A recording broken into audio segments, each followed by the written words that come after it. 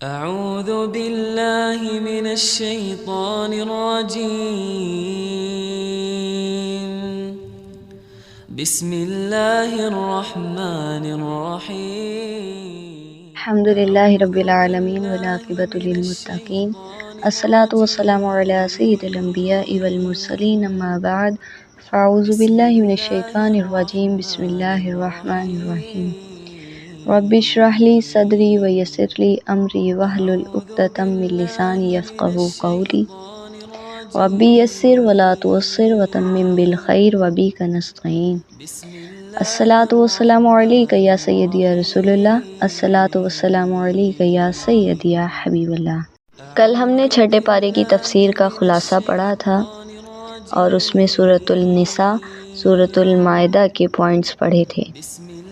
کسی بھی قسم کی تاخیر کیے بغیر میں اپنے آگے کے پارے کی طرف چلتی ہوں، لیکن اس سے پہلے میں جو ہم نے کل پڑھا تھا اس کو دہرا لوں۔ اس کی خاص وجہ یہ کہ ایک ریمائنڈ ہو جائے، سیکنڈ یہ کہ اگر کوئی بھی نیو پرسن ہماری اس ویڈیو کو دورہ قرآن کو جوائن کرتا ہے تو اس کو پتہ چل جائے کہ ہم نے پہلے پارے میں جو ہم کل پڑھ چکے ہیں اس میں ہم نے کیا پوائنٹس پڑھے تھے۔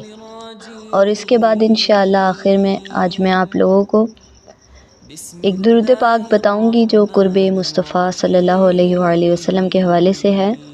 اس کو پڑھنے سے اللہ کریم آپ کو زیارت مصطفیٰ صلی اللہ علیہ وآلہ وسلم نصیب فرمائے گا انشاءاللہ ضرور، اگر آپ اس کو باقاعدگی کے ساتھ پڑھیں گے، دل لگا کر خشوع اور خضوع کے ساتھ پڑھیں گے تو۔ اور درود پاک تو ایک ویسی واحد وہ عمل ہے جس کو آپ چلتے پھرتے اٹھتے بیٹھتے وضو بے وضو باوضو پڑھ سکتے ہیں، جو ہر حال میں قبول ہی قبول ہے۔ کل چھٹے پارے میں ہم نے 6 پوائنٹ پڑھے تھے۔ نمبر 1 انصاف اور نیکی کا حکم، نمبر 2 عیسیٰ علیہ السلام اور اہل کتاب کی گمراہی، نمبر 3 سورۃ المائدہ کا آغاز تھا حلال و حرام کے احکام، نمبر 4 عدل و انصاف عہد کی پابندی، نمبر 5 قابل اور حابل کا واقعہ، نمبر 6 چوری اور ڈاکے کے احکام۔ یعنی عدل و انصاف کو ہر حال میں قائم رکھو، چاہے اپنے خلاف ہی کیوں نہ ہو۔ یہودیوں اور عیسائیوں نے اللہ کے دین میں تحریف کی، اس لیے ان پر اللہ کا غضب نازل ہوا۔ حلال و حرام کے اصول بتائے گئے، خاص طور پر کھانے اور ذبیحہ کے احکام۔ قابیل اور حابیل کے واقعے سے سبق ملتا ہے کہ حسد انسان کو قتل تک لے جا سکتا ہے۔ تو آج ہم نے پڑھنی ہے 7ویں پارے کی تفسیر کا خلاصہ۔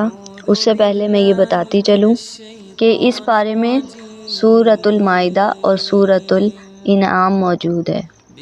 سورۃ المائدہ کی کل آیات ہم نے پڑھی تھی 120 ہیں اور سورۃ الانعام کی آیت 165 ہیں۔ سورۃ الانعام کے 6 رکوع ہیں اور سورۃ المائدہ کے 5 رکوع ہیں۔ پھر کل ہم نے پہلے پارے سے لے کر چھٹے پارے تک پارے کے نام کا بھی ذکر کیا تھا کہ ہر پارے کا یہ نام کیوں ہے، تو آج ہم 7ویں پارے کا بھی کریں گے۔ 7ویں پارے کا نام وَإِذَا سَمِعُوا، اس کی شروع کی جو آیات ہیں وہ الفاظ یہ موجود ہے جو سورۃ المائدہ میں آتا ہے۔ سورۃ المائدہ کی آیت نمبر 183 میں آتا ہے وَإِذَا سَمِعُوا مَا أُنزِلَ إِلَى الرُّسُولِ، وَإِذَا سَمِعُوا مَا أُنزِلَ إِلَى الرُّسُولِ، ترجمہ اور جب وہ سنتے ہیں جو رسول پر نازل کیا گیا۔ تو قرآن کے ہر پارے کے نام عام طور پر اس کے ابتدائی الفاظ یا نمایاں آیات سے لیا جاتا ہے، اور 7ویں پارے کا نام بھی اسی اصول پر رکھا گیا وَإِذَا سَمِعُوا۔ 7واں پارہ وَإِذَا سَمِعُوا سورۃ المائدہ کی آیت نمبر 83 سے آیت نمبر 110 سورۃ الانعام کے یعنی سورۃ المائدہ کے آخری حصہ اور سورۃ الانعام کا وسط تک جاری ہے۔ یہ پارہ سورۃ المائدہ کے آخری حصے سے شروع ہوتا ہے، سورۃ الانعام کے وسط تک جاری رہتا ہے۔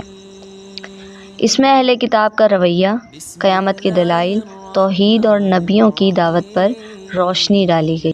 پوائنٹ نمبر 1 اہل کتاب کا طرز عمل۔ سورۃ المائدہ آیت نمبر 82 سے 96 تک اہل کتاب میں سے بعض خاص طور پر عیسائی اسلام کے قریب ہیں کیونکہ ان کے علماء راہب متکبر نہیں۔ پہلے یہ میں بتاتی چلوں کہ آیت نمبر 82 سورۃ المائدہ کی ترجمہ یہ ہے کہ یقیناً تم مسلمانوں کے سب سے زیادہ دشمن یہودیوں اور مشرکوں کو پاؤ گے اور ایمان والوں کے سب سے قریب ان لوگوں کو پاؤ گے جو کہتے ہیں کہ ہم نصارہ یعنی عیسائی ہیں۔ اس کی وجہ یہ ہے کہ ان میں عبادت گزار علماء، پادری، راہب عبادت میں مشغول لوگ ہوتے ہیں اور وہ تکبر نہیں کرتے۔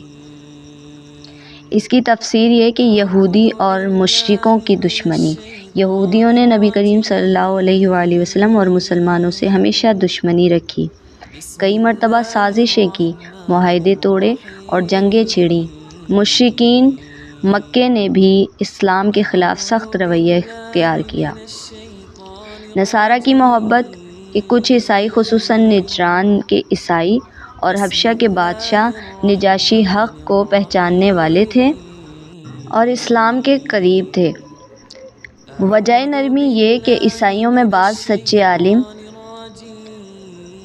اور راہب یعنی رہبانن ہوتے تھے جو متکبر نہ تھے اور حق کو قبول کرنے کے لیے تیار تھے۔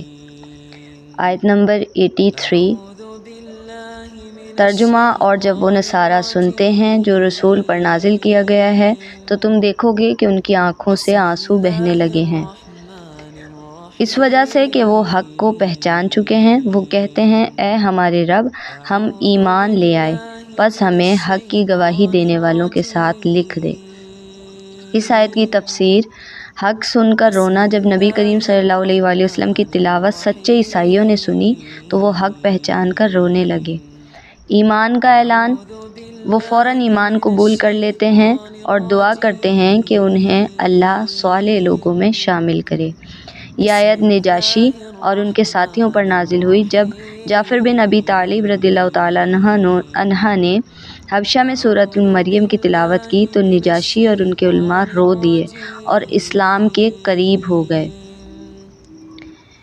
ان تمام آیت میں اسی حوالے سے کفر کی سزا، جو لوگ اللہ کی آیت کو جھٹلائیں اور ایمان نہ لائیں ان کا ٹھکانہ جہنم ہے، دائمی عذاب۔ یہ لوگ ہمیشہ جہنم میں رہیں گے کیونکہ انہوں نے حق واضح ہونے کے باوجود انکار کیا۔ ان آیات کا خلاصہ یہ کہ یہودی اور مشرکین مسلمانوں کے سب سے بڑے دشمن ہیں۔ عیسائی خصوصاً نیک دل اسلام کے قریب ہیں اور سچائی سن کر رونے لگے ہیں۔ سچے عیسائی ایمان لے آئے اور اللہ نے انہیں جنت کی بشارت دی۔ کفر اور آیات کو جھٹلانے والے لوگوں کے لیے جہنم کی وعید ہے۔ یہ آیات ہمیں یہ بھی سکھاتی ہیں کہ حق کے متلاشی یعنی حق کو تلاش کرنے والے لوگ سچائی قبول کر لیتے ہیں، جبکہ ضدی اور متکبر لوگ ایمان کی دولت سے محروم رہتے ہیں، سب کچھ پتہ ہونے کے باوجود بھی انکار کرتے ہیں۔ انہی آیات میں ایمان والوں کو شراب، جوا، بت پرستی اور فال نکالنے سے بھی منع کیا گیا۔ سیکنڈ پوائنٹ، حلال و حرام اور معاشرتی احکام۔ آیت نمبر 97 سے 108 تک حلال و حرام کی اور معاشرتی احکام بیان کیے گئے۔ حج اور حرم کی تعظیم بیان کی گئی۔ انہی آیات میں شکار اور کھانے کے احکام، خاص طور پر احرام کی حالت میں شکار کی ممانعت، وصیت اور گواہی کے اصول بیان کیے گئے تاکہ مرنے کے بعد حقداروں کو ان کا حق دیا جا سکتا ہے۔ پوائنٹ نمبر 3، قیامت کا دن اور اللہ کی عدالت۔ آیت نمبر 109 سے 120 تک میں اللہ تعالیٰ نے فرمایا، قیامت کے دن تمام رسول اللہ صلی اللہ علیہ وآلہ وسلم کے سامنے پیش ہوں گے۔ اللہ تعالیٰ حضرت عیسیٰ علیہ السلام سے سوال کرے گا کہ کیا تم نے لوگوں سے کیا کہا تھا کہ مجھے اور میری ماں کو خدا بنا لو؟ حضرت عیسیٰ علیہ السلام برات کا اظہار کریں گے اور کہیں گے کہ میں نے صرف وہی کہا تھا جو تو نے حکم دیا تھا۔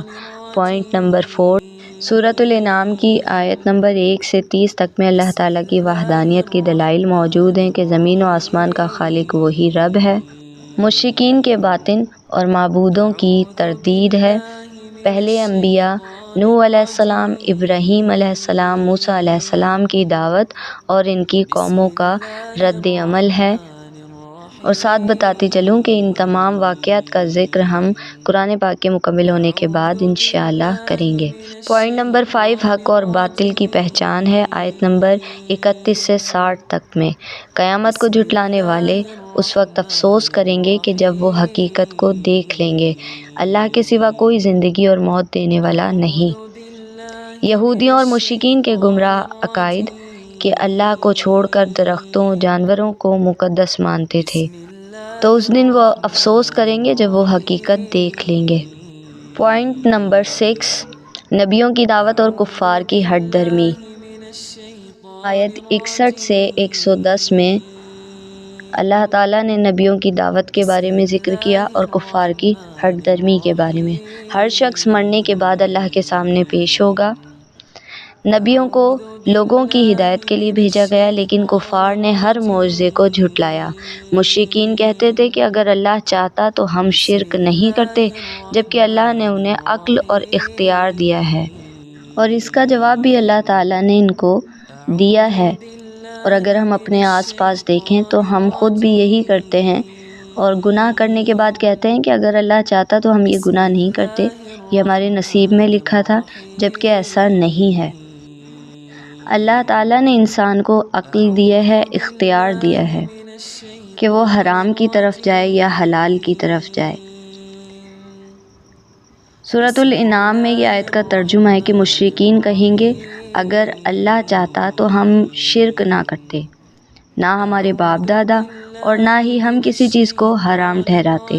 اسی طرح ان سے پہلے لوگوں نے بھی حق کو جھٹلایا، یہاں تک کہ انہوں نے ہمارا عذاب چکھ لیا۔ اے نبی، ان سے کہو کیا تمہارے پاس کوئی علم ہے کہ ہمیں دکھا سکو؟ تم محض گمان کی پیروی کرتے ہو اور تم صرف جھوٹ بولتے ہو۔ یہ اللہ تعالیٰ کا ان لوگوں کے لیے جواب ہے۔ مشرکین کا بہانہ، وہ کہتے تھے کہ اگر شرک اللہ کے خلاف ہوتا تو وہ ہمیں ایسا کرنے ہی نہ دیتا۔ گویا وہ اپنی گمراہی کو اللہ کی معصیت کا بہانہ بناتے رہتے تھے۔